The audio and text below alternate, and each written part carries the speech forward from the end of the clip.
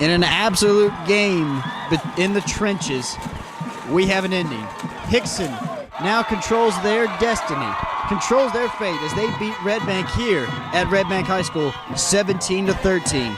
And welcome to the River City post-game coverage of our game of the week. I'm Jake Chapman. With me as always is John Neal. And John, I got everything I wanted. A battle in the trenches between an outstanding offensive line on both sides and an outstanding defensive front on both sides. What was a big kind of turning point in the game for you?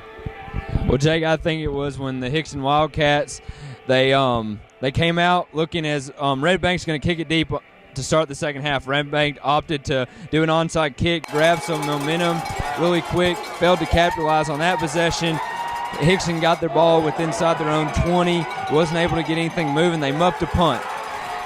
Red Bank elected to go for it for 3 straight times out of the beast package, or Courtney Stamper under center or in the shotgun in a Wildcat formation.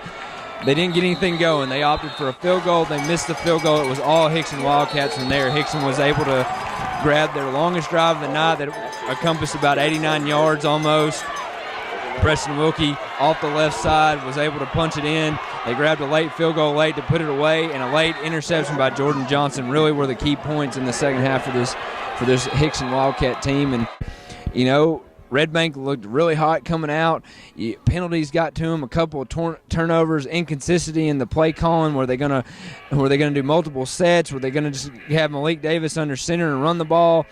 I just think those are the real key points of our game of the week this week, Jake, that you could tell that Hixson came out sluggish like we saw them against Saudi Daisy. They were able to get stuff ready to go in the second half, and I feel that total missed opportunities for Red Bank here, numerous missed opportunities for them to be able to steal this game. I think Hixson stole one away from the Red Bank Lions here at Red Bank High School. But, I mean, great game overall, Jake. But, I mean, Hixson now turns the page. So does Red Bank. Both of them are now looking for seeding in the playoffs, and Hixson is now looking to continue their destiny and control that district 6AA as they play Central and Brainerd the next 2 weeks. And talking about penalties, Red Bank, they scored 13 points right off the bat in the first quarter. They looked like they were going to run away with this game.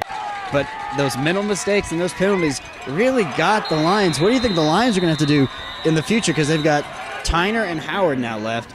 Not Tyner, who gets incredibly hot towards the end of the year, and a Howard team that's still trying to figure out their identity.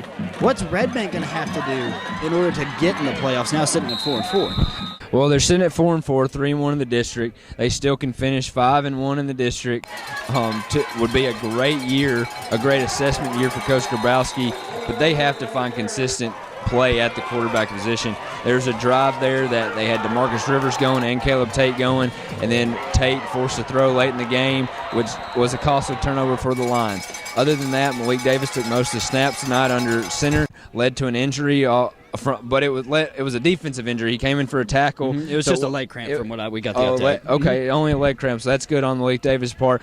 But they got to start attacking defenses vertically. There's too many weapons and speed on the outside. Ben Brown was able to take a screen pass about 50 yards down the left sideline, and you just want to see that a little bit more from this Red Bank offense, because if they attack vertically, like we saw them in the Jamboree against McMinn County, like we've seen them a couple times in practice, you have to find that consistent play under the quarterback position these next 2 weeks to continue into playoff seeding. Because if they can find consistent play, they have a good enough defense to compete with anybody. They held Hixson to 17 points, and they were in numerous stops on fourth down. The Hixson, you got to give all the credit in the world to the Red Bank defense, but there were just 1 or 2 big plays in the Hixson offense, and they were just able to keep chugging away with that big offensive line. But Red Bank will be okay. They just got to find consistent play under center, and if they do that, they'll probably win out.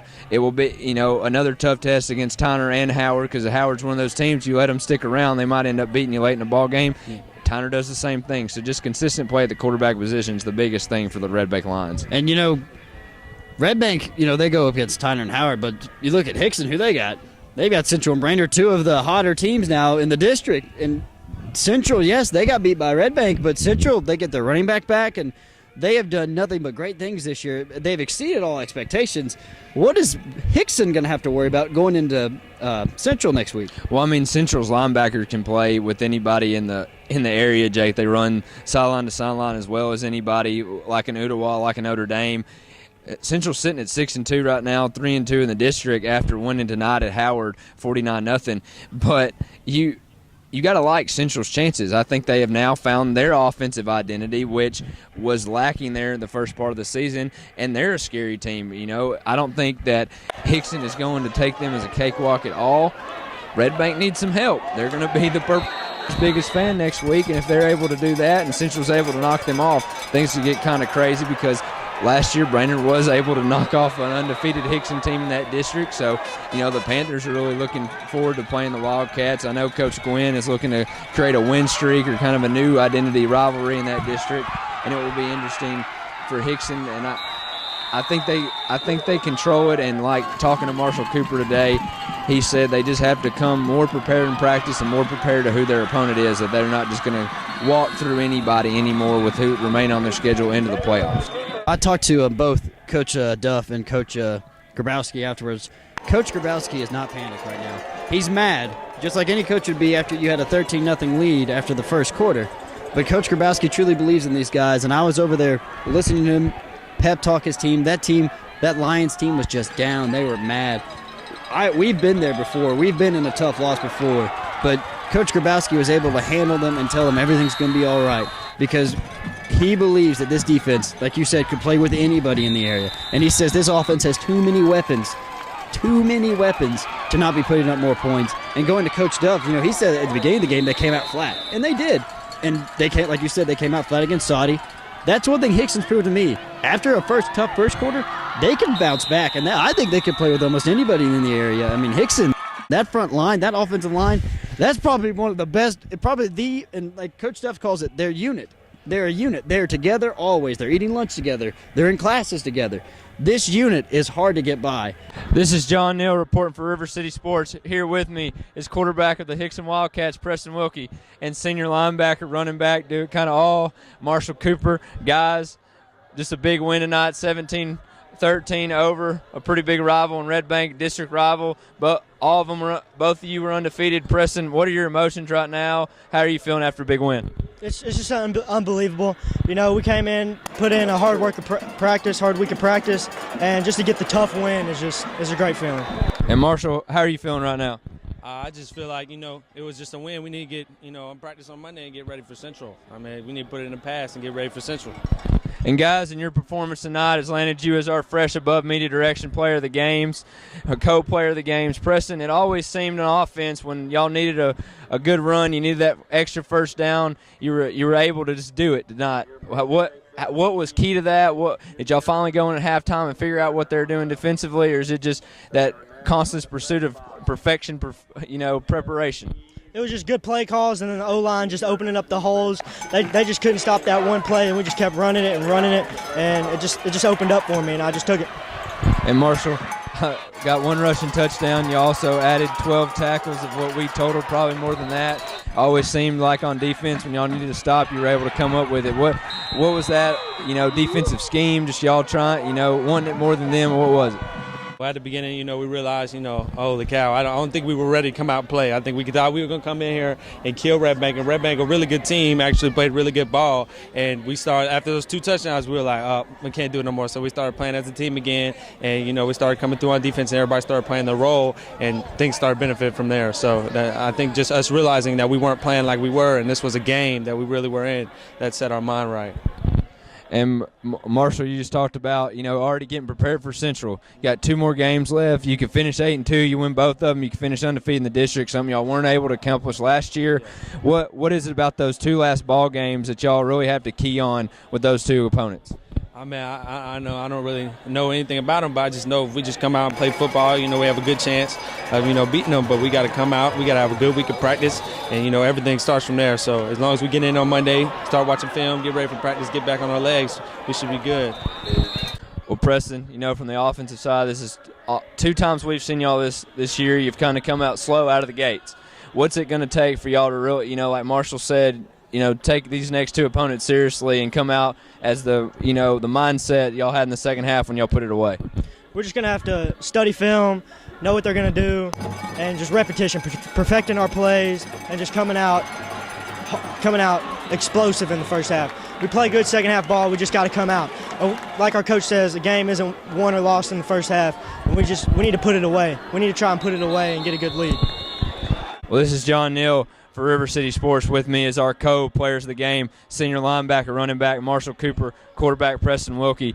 They'll play Chattanooga Central and Brainerd to end the season. Look for Hixson to continue their role and possibly a District 6 AA championship.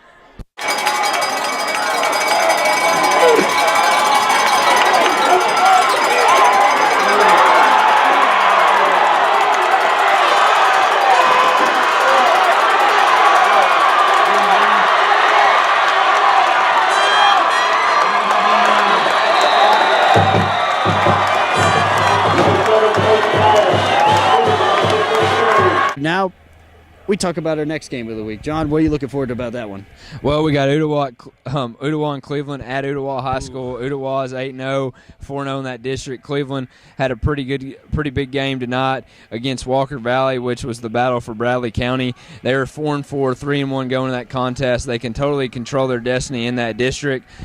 You just have that feeling that Cleveland is starting to click at the right time. I don't think Ooltewah will take them lightly. They're on a bye this week. They're having 2 weeks to prepare. Kelvin Leon is playing as well as any player in the area right now, maybe any quarterback in the state for that matter. Exactly. He's got over 2,200 yards passing, 21 touchdowns with those receivers and Anthony Turner, Edward Hayes. They're looking really good defense. You know what you're going to get out of Jeremiah Jackson, Tyler Reed, Alonzo Blackwell, Rashawn Freeman, Adrian Hill. You can just keep rattling them off. Not even fair. But like I said, Cleveland and TJ Parker and Austin Massey, they're starting to click things.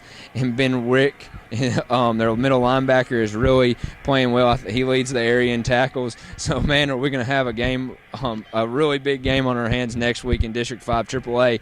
Something to note, that district's getting pretty wide open again.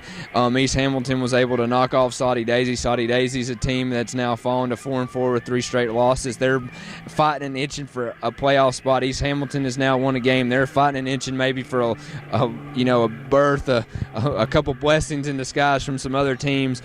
But throw you some keys to that game, Jake. Can Austin Massey control the tempo of that game? Can he not turn the ball over and connects with a couple receivers to test that defensive backfield for Ooltewah? Can the offensive line hold up against Nick Putman and that defensive line?